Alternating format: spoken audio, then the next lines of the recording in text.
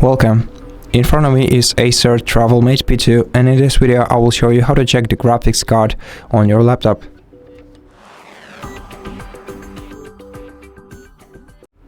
To check a graphics card, you have to open the Start menu, then go to Settings. In Settings, select System, then scroll all the way down to About, open the About section, and here you'll be able to find your graphics card, the name of it, and the amount of video memory. Alternatively, you can find your graphics card by right-clicking the taskbar, opening Task Manager, and then go into Performance section right here.